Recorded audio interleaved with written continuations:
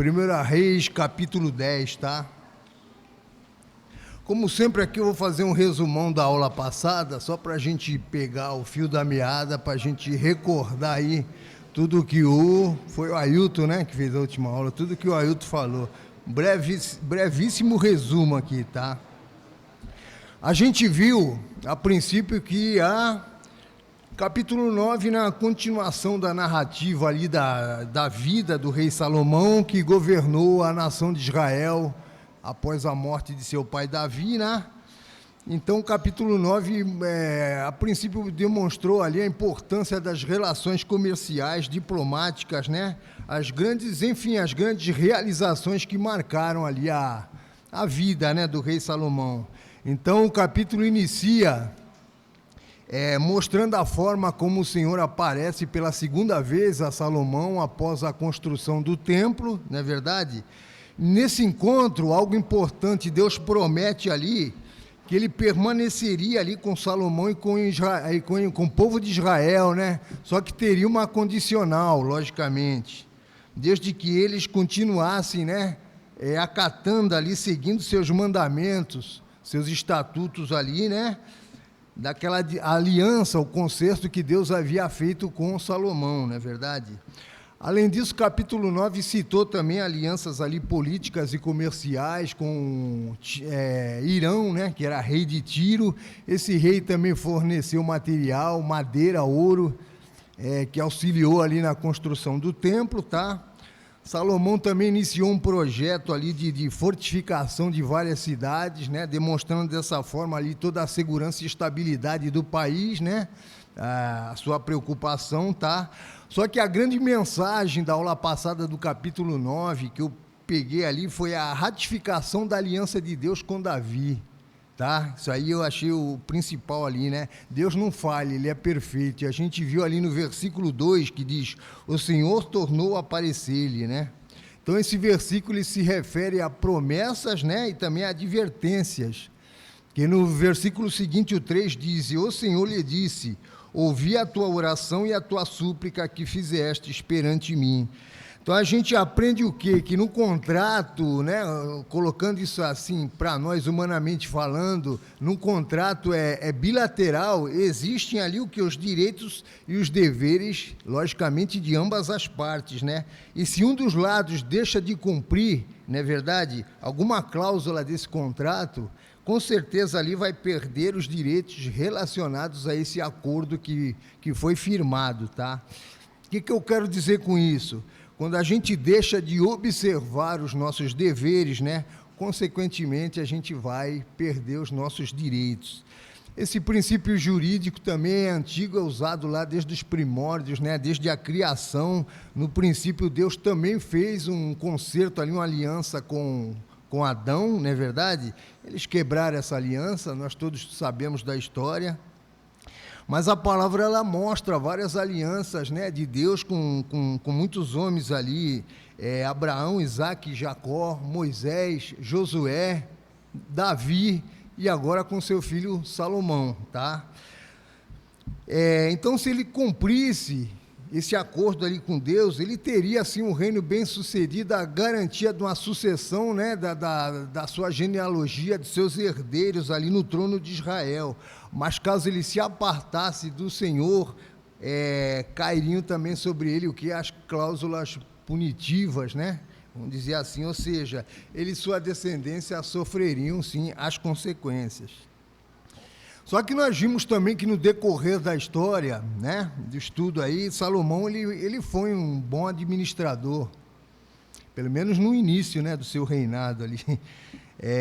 Então, de forma nenhuma ele foi ocioso, ele edificou vários prédios ali, edifícios, o templo ao Senhor, ou seja, ele deu o melhor de si na sua gestão ali, quando ele esteve sob a nação de Israel, tá? Então, a gente vê que Deus não pediu nada mais a ele do que o quê? Fidelidade a Salomão e ao seu povo, amém? O que eu quero dizer aqui é que ser fiel não significa pura e simplesmente obedecer, mas obedecer e honrar, até porque você pode obedecer de má vontade. Eu já fiz isso, acho que qualquer um de nós já fez isso no serviço, né? Uma hora na vida já ocorreu isso, não é verdade? Então, nesse caso, eu vou estar obedecendo, mas não vou estar honrando, né? E a palavra de Deus diz lá em Apocalipse 2:10, ser fiel até a morte e dar-te-ei a coroa da vida. Amém? Então, entendemos que ser fiel é obedecer e também honrar, tá? Então, mas nós vimos aqui que a eficiência de Salomão em governar é até um aprendizado, né, para a gente, um grande exemplo para nós até hoje. Por quê? Porque nós somos administradores também, não é verdade? Então, o que eu quero dizer é que tudo que a gente tiver que fazer, né, para Deus, pelo reino de Deus, que seja feita da melhor forma possível, com dedicação, com amor, tá? E sempre agradando ao Senhor, amém? Então, isso aí foi um brevíssimo resumo de tudo que foi falado em 2 semanas que o Ailton fez a aula do capítulo 9, tá? Mas vamos ao assunto referente de hoje, 1 Reis, capítulo 10, vamos lá.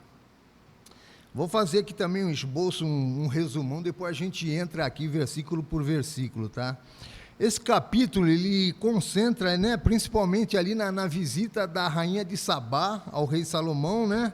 Mais uma vez ilustrando ali, mostrando a sabedoria, a riqueza de Salomão, todo o seu poderio, tá? Então é uma narrativa que basicamente continua descrevendo ali os feitos de Salomão. A gente vai ver que essa rainha não tem o seu nome divulgado também na Bíblia, tá? Mas diz que ela veio de muito longe ali, é uma região ao sul da Península Arábica, tá?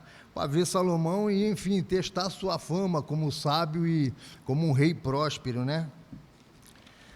Então ela traz uma imensa caravana, tá? Muitos presentes, incluindo ali ouro, especiarias, tá?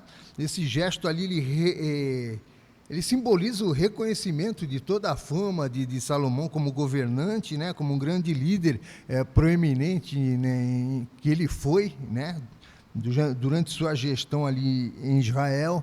Enfim, esse capítulo 10 é uma continuação, mais uma vez aí vai destacar toda a riqueza e a sabedoria de Salomão.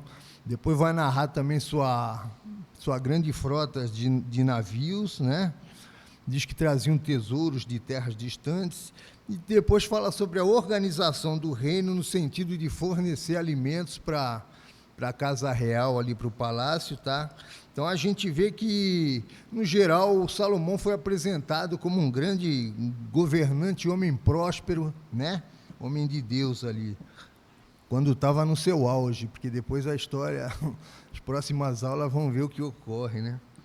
Então aqui é só uma introdução, estudo de hoje dividido em 2 partes, do versículo 1 ao 13, fala literalmente sobre a visita dessa rainha de Sabá, do versículo 14 ao 19, mais uma vez vai enfatizar ali as riquezas de Salomão, amém? Vamos ver o que diz os 2 primeiros versículos. Versículo 1, a rainha de Sabá soube da fama que Salomão tinha alcançado, graças ao nome do Senhor, e foi a Jerusalém para prová-lo com perguntas difíceis. Versículo 2, quando chegou acompanhada de uma enorme caravana, com camelos carregados de especiarias, pedras preciosas, foi até Salomão e lhe fez todas as perguntas que tinha em mente, né? Então, esses 2 versículos narram, a princípio, ali um grande evento que ocorreu, né, no reinado de Salomão, e, a princípio, já mostra o que? Uma lição de vida, que é o que? A busca pela sabedoria, né, que foi o ato dessa rainha ali.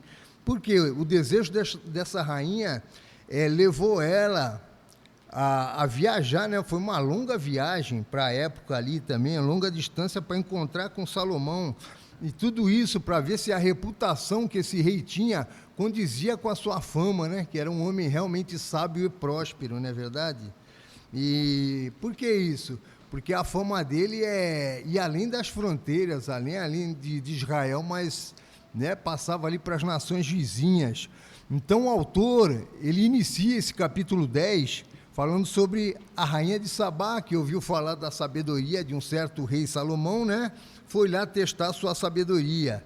Talvez ali tivesse também outros interesses políticos, comerciais, não é verdade, na sua visita. Mas, como eu disse, Sabá fica a sudoeste da Arábia, tá? Era a terra dos sabeus, onde hoje é localizada a Etiópia, tá? Esse povo também realizava transações comerciais, não é verdade? Era país ali que vivia também do comércio, parte da África, Síria, Índia, então todos esses locais ali, eles faziam comércio, né? Suas transações comerciais envolviam o que ali? Madeira, ouro, perfume, especiarias também, né? Tempero ali, tá?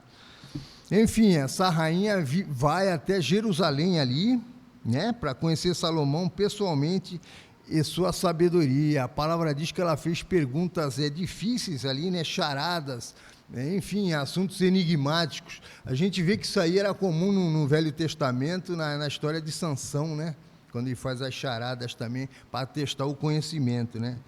Tudo isso, como eu disse, para ver se a sua fama condizia, né, com a sua sabedoria, ou vice-versa, se a sua sabedoria condizia com a fama que ele tinha, não é verdade? Mas nós sabemos que a sabedoria de Salomão, ela tinha uma fonte. Quando eu fiz o estudo lá do capítulo 10, no capítulo 4, aliás, o versículo 29, ele diz assim: Deus deu a Salomão sabedoria, discernimento extraordinário, uma abrangência de conhecimento tão imensurável quanto a areia do mar, tá? Então, a sabedoria de Salomão, creio eu, era uma verdadeira força atrativa na época, né? Todos queriam conhecê-lo, aprender sobre a ciência ali, sua sabedoria, tá? E o versículo 34, lá do estudo do capítulo 4, diz: homens de todas as nações vinham ouvir a sabedoria de Salomão, né? Então, vinham muitos sábios, filósofos, gente de toda etnia ali, de toda raça, né? Viajavam longas distâncias ali para conhecer, para aprender com Salomão, né? E como eu disse, a sabedoria de Salomão, ela tinha uma fonte, que era o próprio Deus, né? Provérbios 1,7 diz: o temor do Senhor é o princípio da sabedoria.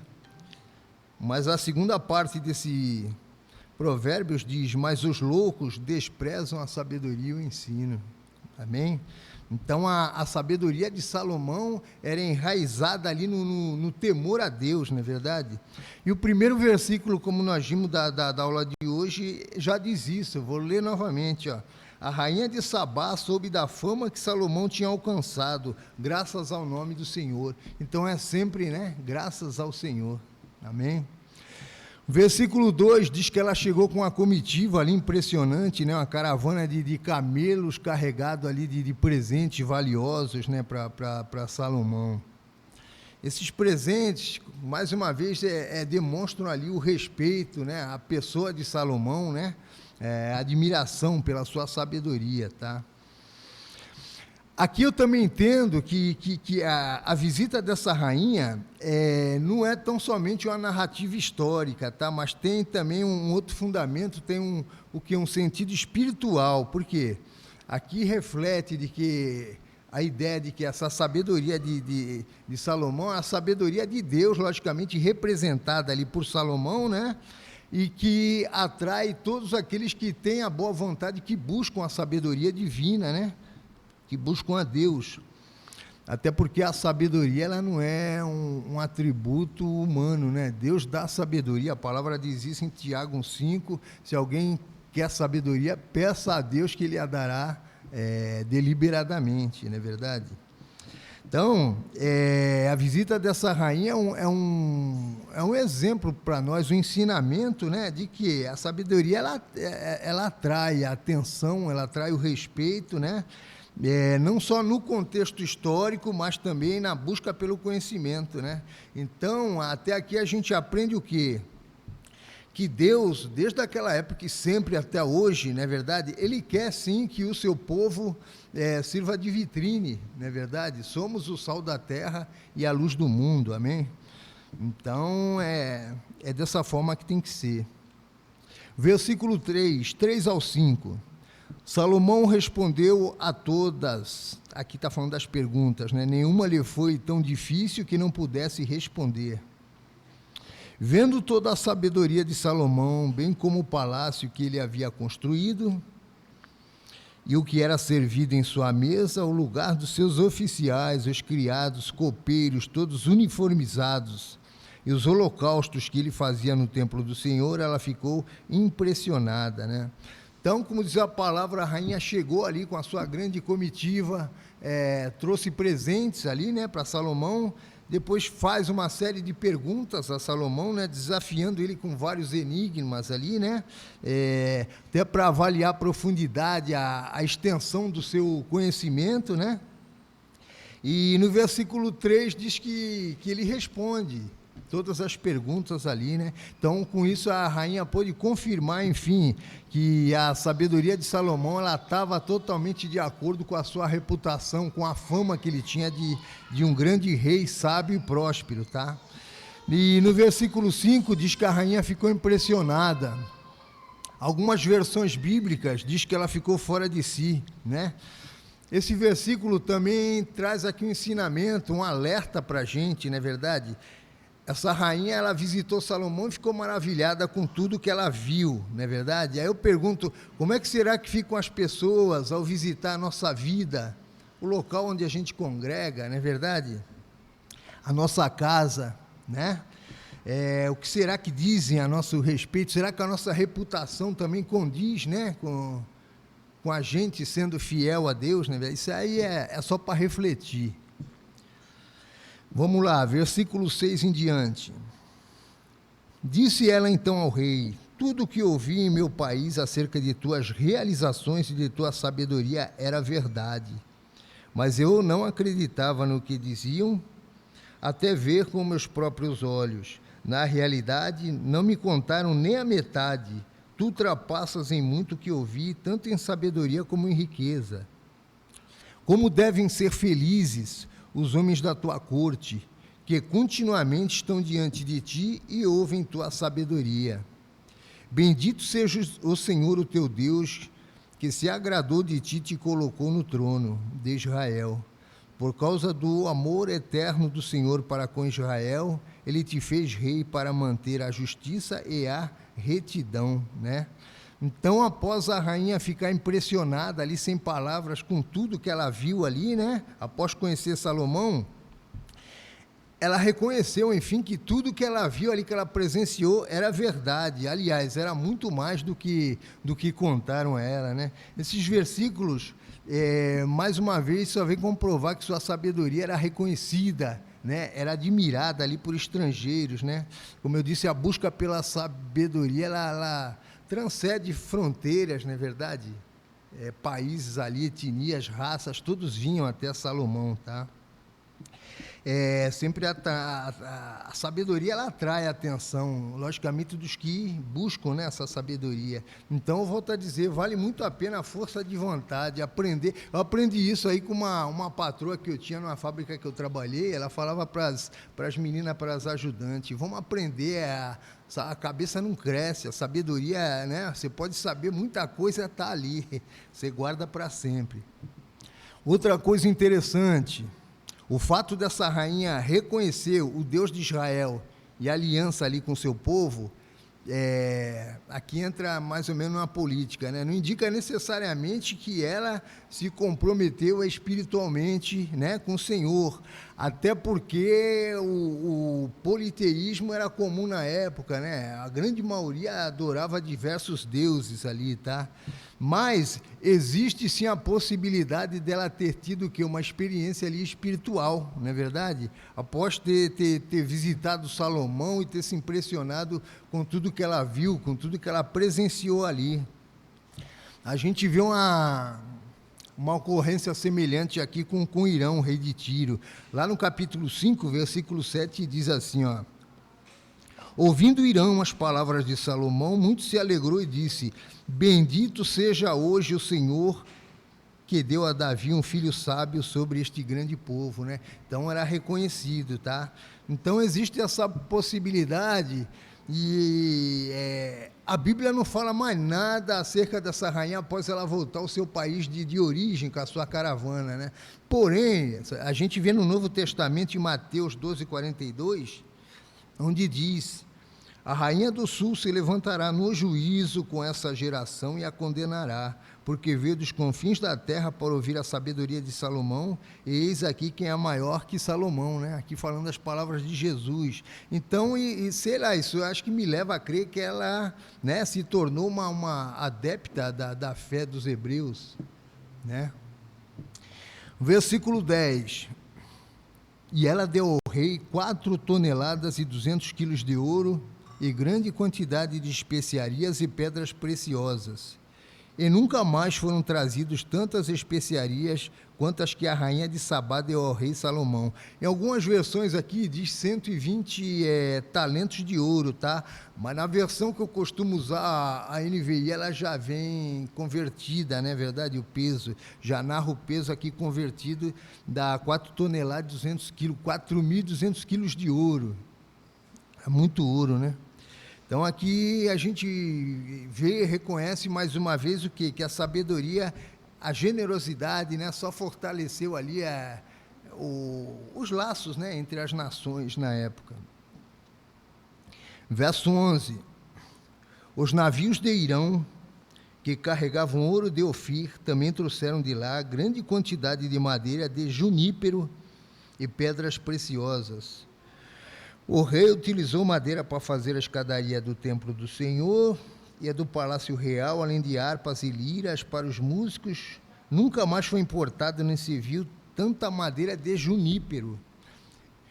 Verso 13. O rei Salomão deu à rainha de Sabá tudo o que ela desejou e pediu, além do que já lhe tinha dado por sua generosidade real. Então ela e os seus servos voltaram para o seu país, né? Aqui o versículo 11 narra os navios de Irão, não é verdade? Isso indica que nessa ocasião Salomão era esperto, sábio mesmo, né? Ele já estava ali e negociava, creio eu, um acordo comercial ali com o rei de Tiro, né? Na intenção ali da visita da rainha, né? O versículo 12 diz que a madeira foi utilizada em várias obras, como a escadaria ali, né, do templo, e também na confecção de instrumentos musicais ali, tá? Depois enfatiza que nunca se viu uma quantia, né, tão grande de madeira daquela qualidade ali, né, sendo importada, tá? Eu fui olhar aqui só a título de curiosidade, fui ver aí essa madeira, junípero, entendi que é uma espécie de cedro, tá? Tem versões que identificam essa madeira como sândalo, né? Isso é só não vai mudar nada, tá? Mas esse versículo 13 também traz ali um aprendizado, né? Nesse versículo disse que Salomão, olha só, deu à rainha tudo o que ela desejou ali, né? Depois de ela e sua comitiva retornarem ao seu país de origem, tá? Então, a rainha deu presente, também recebeu presentes, enfim, foi uma troca ali de presente, tá? Só que o que essa rainha deu a Salomão, no que se refere ao bem material, né, não se compara o que ela recebeu em bens espirituais, né, o aprendizado que ela levou consigo. Por quê? Ela retornou ao seu país de origem, levando ali um tesouro muito maior, né, do que ela deu, do que ela deixou ali de presente, que foi o quê? Tudo que ela testemunhou ali pessoalmente. Essa sabedoria divina, ela não tem preço, não é verdade? Ela é superior do que qualquer bem material, tá? Então, quando a rainha desejou conhecer Salomão, atestar ali a sua sabedoria, tá? Preparou sua comitiva, como diz a palavra, levando que os seus valores, ou seja, tudo aquilo que ela adquiriu no seu reino, né, durante um longo tempo, o que ela tinha de mais precioso. Então, fazendo uma analogia, essa rainha de Sabá, se comparando ao homem, né, quando ele vem na presença do Senhor, hoje em dia, independente de idade, de raça, né, ou posição social, tá? Mas ele traz consigo que os seus valores. O que seriam esses valores, né? É tudo aquilo que a gente julga importante, é tudo aquilo que a gente julga indispensável para a nossa vida, né? Para a nossa sobrevivência, a nossa existência. Enfim, pode ser valores culturais, sentimentais, não é verdade? Materiais. Mas a maior experiência que nós temos quando nós conhecemos a Deus é justamente essa transição, essa mudança de valores, não é verdade? Onde o valor material terreno ele é substituído pelo valor espiritual, e quem realiza essa transformação é o Espírito Santo de Deus, amém? Agora, a segunda parte do estudo vai falar aqui, mais uma vez, sobre as riquezas, né, de Salomão, versículo 14 e 15. O peso do ouro que Salomão recebia anualmente era de 666 talentos. Fora os impostos pagos por mercadores e comerciantes, por todos os reis da Arábia e pelos governadores do país, tá? Aqui o versículo 14 fala sobre 666 talentos. O talento era uma unidade ali de peso que ela variou conforme no decorrer do tempo, ao longo da história, tá? Mas geralmente variava entre 30 e 34 quilos, né? Isso aí representa uma quantia de 23 toneladas, né, o ouro. Pode falar, Léo.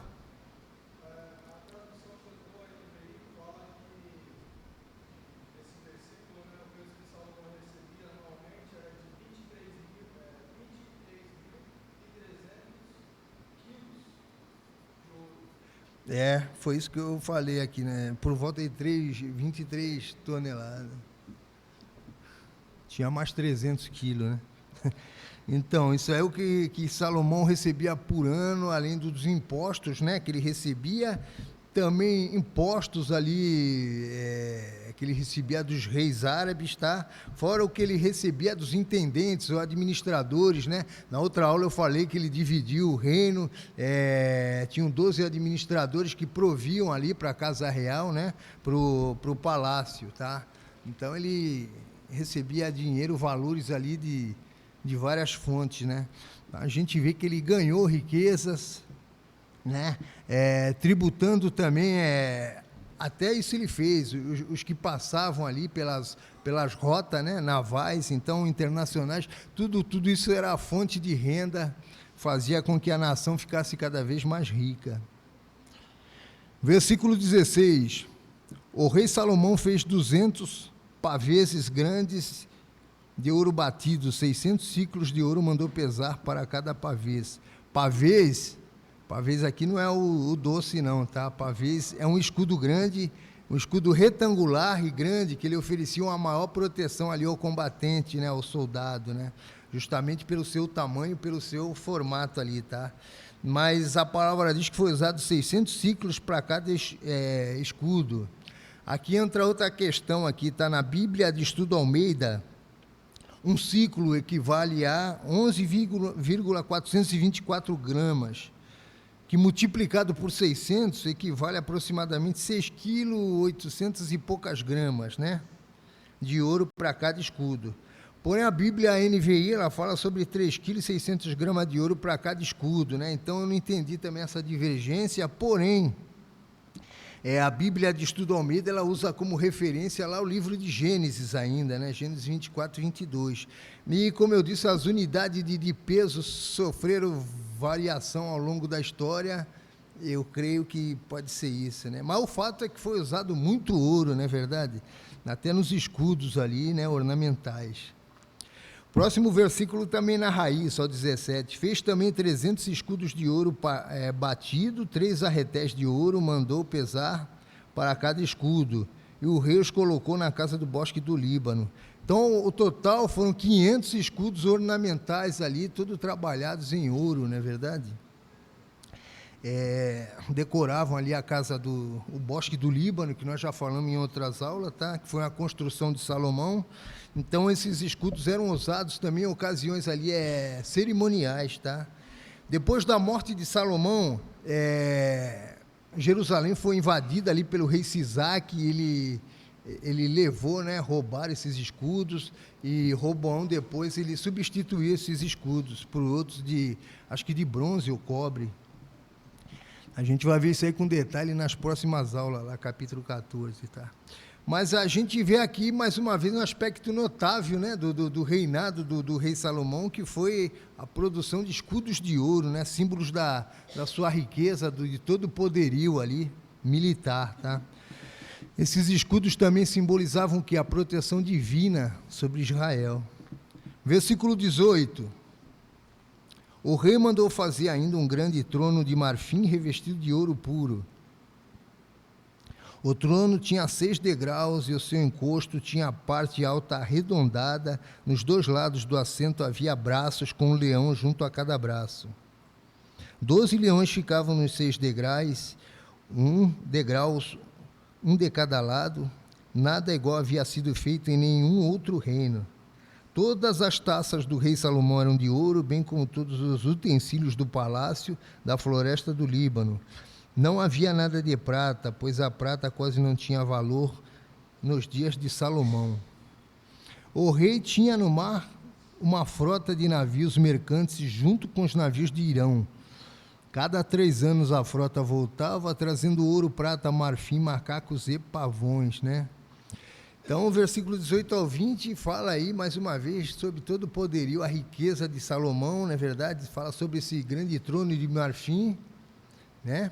E sobre os 12 leões. Esses leões eram, sim, simbolizavam ali a tribo de Judá, né? Que da qual era oriundo ali, tanto seu pai Davi como Salomão, tá? Mas eu vejo aqui, Salomão, ele usou ali grande parte ali dos tributos para, sei lá, para sustentar uma vida ali até extravagante, né? A gente vê que até o seu trono era revestido de ouro e de marfim, né? Esse marfim ele adquiriu através de Irão também, né? Nas transações ali comerciais, tá? O rei de Tiro. Tiro era uma cidade fenícia conhecida também ali pelo trajeto ali marítimo, o que eles faziam, né? Era o comércio internacional. Tá? Depois fala os tipos de mercadoria ali que os navios traziam, como ouro, prata, madeira, marfim, macacos e pavões. Hoje a gente olhando é meio esquisito, né? Mas esse tipo de mercadoria era muito cobiçado ali na antiguidade. Isso aí simbolizava a prosperidade, na verdade, toda a prosperidade dos reis da época, principalmente Salomão, tá? Mas outro detalhe, esse desejo de Salomão por essas edificações, construções, né? Imóveis, tudo riquíssimos ali, da melhor qualidade, isso também gerou um grande fardo para os serviçais ali, para os servos, né? Para os seus súditos. A gente vai ver mais adiante, no capítulo 12, a próxima aula que eu fazer também fala um pouco sobre isso. O povo falando com Roboão, quando ele assume ali, após a morte de seu pai Salomão, né? Eles dizem: teu pai colocou sobre nós um jugo pesado, mas agora diminui o trabalho árduo e esse jugo pesado e nós te serviremos. Então, o que eu quero dizer, o povo ralou bastante, né? Também para Salomão ter tudo aquilo, construir tudo ali, o que ele fez, né? Para ficar bonitinho do jeito que ficou. Versículo 23. O rei Salomão era o mais rico e mais sábio de todos os reis da terra. Aqui, quando fala, né, sobre todos os reis da terra, mais uma vez se refere à sua reputação internacional, né? Sua fama, ela ultrapassava os limites ali da nação de Israel, chegava ali aos países vizinhos, né? Aqui também tem um aprendizado, tá? A gente vê que a Bíblia, ela destaca os bens materiais de Salomão também, né? No Velho Testamento, a gente vai ver através da Bíblia o quê? Que as bênçãos materiais, né? Eram sim vistas como uma evidência de ser um homem de Deus, né? Pessoa de Deus. Prosperidade era considerada uma prova ali de vida correta diante de Deus. A Bíblia, ela mostra vários homens ali de Deus que foram prósperos, né? José, Josué, Abraão, Isaac, Jacó, né? Davi e agora o próprio rei Salomão, tá? No livro de Jó e Eclesiastes, né? Esse conceito aí, ele é exposto de uma forma mais ampla, né? A Bíblia diz isso. Então, mas trazendo para os dias de hoje, muita gente confunde e acha que se Deus faz parte da sua vida, necessariamente essa pessoa ela tem que ser rica, próspera, né? E não funciona dessa forma. A prosperidade material não é uma evidência, né? Não é algo garantido na vida do cristão, vamos dizer assim, tá? Então, a riqueza material não prova jamais que uma pessoa está vivendo em conformidade com a palavra de Deus, não é verdade? Da mesma forma que a pobreza não indica o contrário, né? Aliás, a maior evidência que uma pessoa serve a Deus, a palavra diz, é o quê? A perseguição, né? Marcos 13:13 diz: todos odiarão vocês por minha causa, mas perseverar até o final será salvo. Mas também sabemos o quê? Que no caso de Salomão, logicamente, era assim proveniente de Deus, né? Tá? Versículo 24. Gente de todo mundo pedia audiência a Salomão para ouvir a sabedoria que Deus lhe tinha dado, né? Aqui fala sobre a sabedoria que Deus lhe tinha dado, a palavra enfatiza sempre, né, bastante isso. Então, a maior sabedoria do mundo, ela é proveniente de Deus. Deus é a fonte de toda a ciência, e aqui a gente vê que o propósito de Deus estava sendo cumprido. Para aquela época ali, tudo aquilo ali era para quê? Para honrar, exaltar a nação de Israel, né? Era mostrando que Deus era sobre ali o seu povo, não é verdade? Porque as nações iam até Salomão para ouvir a respeito ali, né, do Deus vivo. Então eu vejo isso também na época, sei lá, como uma ação missionária, tipo de um sentido invertido, né, ao contrário. Não eram enviados ali missionários, mas o povo via até ele, né, de certa forma ali, de uma forma contrária, né. Não eram enviados missionários em outras nações, mas como narra esse versículo 24, gente de todo mundo ia ouvir a sabedoria de Salomão, né. Então era o povo que ia até Salomão. Versículo 25, ano após ano, todos os que vinham traziam algum presente, utensílios de prata e de ouro, mantos, armas, especiarias, cavalos e mulas, tá? Então, em retribuição ao conhecimento adquirido, que o povo ia aprender com Salomão, eles, né, retribuíam com esses presentes ali, incluindo objetos de valor como o ouro e a prata, né? Os presentes eram um reconhecimento ali da grandeza de Salomão, uma retribuição ao conhecimento que o povo levava para a sua nação, né? E com isso, logicamente, contribuíam cada vez mais para a evolução, para a riqueza, né, da nação de Israel.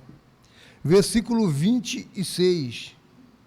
Salomão juntou carros e cavalos, possuía 1.400 carros e 12.000 cavalos, dos quais mantinha uma parte nas guarnições de algumas cidades e a outra perto dele em Jerusalém, tá? Então, isso indicava também a capacidade, né, de proteger ali seu reino. Ele era visionário, ele olhava para tudo, toda a parte, toda a necessidade, né, da nação ali. Então era tudo para manter a estabilidade e a segurança, né, estabilidade interna. Então ter muitos cavalos e carros ali na época também era um símbolo ali do poderio, né, de conquista militar. Porém, a conquista de muitos cavalos, a palavra diz, isso é contrário ao propósito divino, né? A gente tem que se apegar aos detalhes. Deuteronômio 17:16, onde fala sobre a eleição e os deveres, né, do rei, dos reis da época, diz, este não multiplicará para si cavalos, né? Depois diz também sobre mulheres, sobre ouro, para não multiplicar. A grande maioria fez isso, né? A gente viu nas aulas anteriores, Davi, Salomão, enfim. Versículo 27. O rei tornou a prata tão comum em Jerusalém, quanto as pedras e o cedro, tão numerosos quanto as figueiras bravas de Cefelá, né? Então, a gente vê aqui, mais uma vez, que a abundância de recursos era tão grande ali, que a prata e o cedro chegou ao ponto de não ter valor no reinado de Salomão, não é verdade? Versículo 28 e 29. Os cavalos de Salomão eram importados do Egito e da Cilícia, onde os fornecedores do rei os compravam. Importavam no Egito um carro por 7,2 kg de prata, e um cavalo por 1,8 kg, exportavam para os reis dos hititas e dos arameus, né? Então, esses dois últimos versículos falam aqui sobre as carruagens, né? Os cavalos, tá? Que eram importados da Cilícia, da Turquia e também do Egito. Isso aí também indica relações comerciais com grandes nações, né? Países grandes da época, nações poderosas. Enfim, então, além de constituir ali vários cavalos, né, e carruagens, o que ele fez também? Na sua sabedoria, ele se tornou intermediário, né, fazia aquele... comprava e vendia também, né, internacional ali de cavalos e de carruagens, tá? Isso, mais uma vez, contribuiu para o enriquecimento ali da nação de Israel. Enfim, era um reino forte, próspero é o que se resume aqui, né, o reinado sob a liderança ali de Salomão, tá? No entanto, a partir do capítulo 11, já assunto para a próxima aula, né, a gente vai ver que a coisa começa a degringolar ali, começa a cair, né, por lado de Salomão, tá? A gente vai ver que Salomão ele vai enfrentar vários desafios espirituais, tá?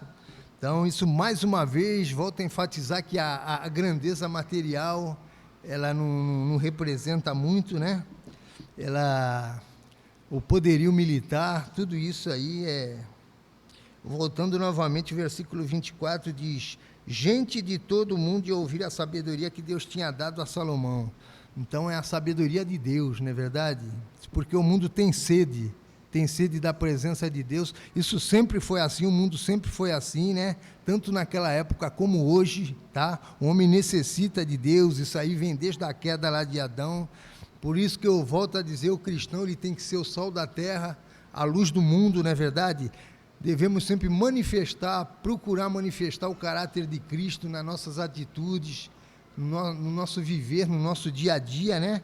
O cristão tem que ser exemplo. A gente viu que a rainha de Sabá viajou uma longa distância para ir conhecer ali a sabedoria de Salomão, foi em busca de uma sabedoria humana, não é verdade? Através de quê? Da fama ali de um rei, e ela voltou com a certeza de que era uma sabedoria divina, né? A Bíblia volta a dizer, diz que ela ficou fora de si, né? Todas as perguntas foram respondidas com facilidade, Salomão fazia jus, né? Enfim, a sua fama, a sua sabedoria ia muito além da sua fama, do que diziam que ele era, né? Do que falavam sobre ele. E aqui a gente aprende também o quê? Que o testemunho pessoal ele tem muita força, né? Uma coisa é você ouvir falar, e outra coisa é você ir presenciar ali pessoalmente, né? Então eu estou falando aqui de uma história que ocorreu há muitos anos lá em Israel, não é verdade? Mas assim como a rainha de Sabá ouviu falar da sabedoria de Salomão e foi lá para conhecer, né? Em busca desse conhecimento, hoje o mundo também ouve falar ali de quê? Do amor de Cristo, da sua infinita sabedoria, né? Jesus deixou ensinamentos que transcendem, né, até hoje e vai ficar ainda enquanto existir o mundo, né? E todos nós, que eu quero dizer que todos nós somos convidados a aprender cada vez mais, né, a palavra de Deus sobre a sabedoria, os ensinamentos de Cristo, com a mesma sede que teve aquela rainha ali de Sabá, tá? A rainha foi contemplar ali a sabedoria volta a falar de um rei humano, né? Hoje nós lembramos de quê? Da glória de Cristo ali, que não é desse mundo mais celestial, porém ele nos convida a fazer parte, né, desse reino. Então, que possamos, como a rainha de Sabá, reconhecer, procurar, não é verdade? Reconhecer a grandiosidade ali de Cristo e ir em busca dos seus ensinamentos, em busca do reino, não é verdade? Porque o cristão, ele tem essa promessa oriunda do próprio Deus. 1 Coríntios 2,9 diz: nem olhos viram, ouvidos ouviram, nem subiu ao coração do homem o que Deus tem preparado, né, para os que o amam. Amém? Que Deus abençoe a todos.